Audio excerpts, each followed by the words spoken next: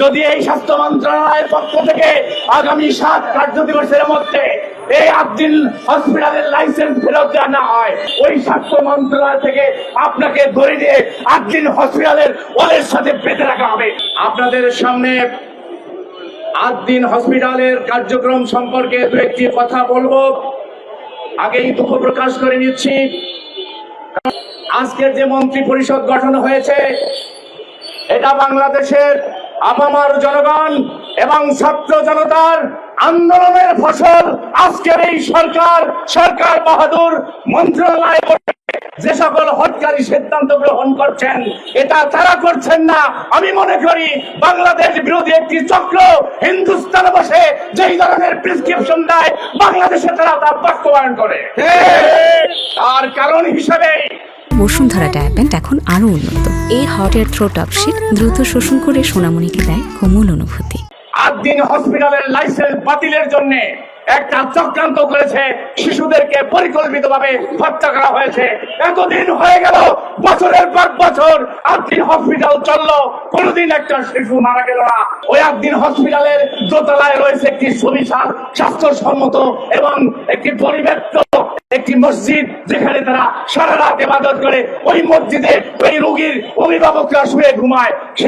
এই স্বাস্থ্যসম্মত এবং আদর্শ ভিত্তিক একটি সেবা গ্রহণকারী প্রতিষ্ঠান কেন বাংলাদেশে চলবে?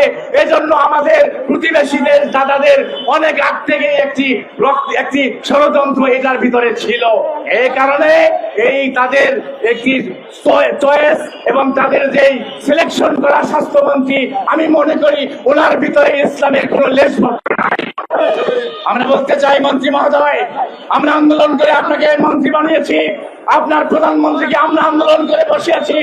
যদি এই স্বাস্থ্য মন্ত্রণালয়ের পক্ষ থেকে আগামী 7 কার্যদিবসের মধ্যে এই আদ্দিন হসপিটালের লাইসেন্স ফেরত দেওয়া না হয়, এখানে এই আদ্দিন হসপিটালের সেবা গ্রহণকারী কর্মকর্তা কর্মচারী সাধারণ নাগরিক বৃন্দ এমন আন্দোলন করে পড়বে, ওই স্বাস্থ্য মন্ত্রণালয় থেকে আপনাকে ধরে নিয়ে আদ্দিন হসপিটালের ওয়ালের সাথে বেঁধে রাখা হবে।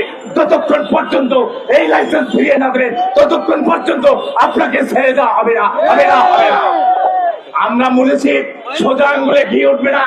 আন্দোলন করতে করতে আমাদের ধমরটি এখন শিরা উপশিরায় রক্ত দহিত হচ্ছে। আপনাদের এই ইসলাম বিরোধী, মানবতা বিরোধী এবং জনগণের স্বার্থ বিরোধী কর্মকাণ্ড একের পর এক চলবে, কারণ মানুষকে আন্দোলনে নামাবেন। আর জুলাই সনদ যাতে বাস্তবায়ন না হয়, আগামী দিনে ফেসিবাদের বিচার যাতে না হয়, তাই আপনারা একটা রাজনৈতিক কৌশল গ্রহণ করেছেন।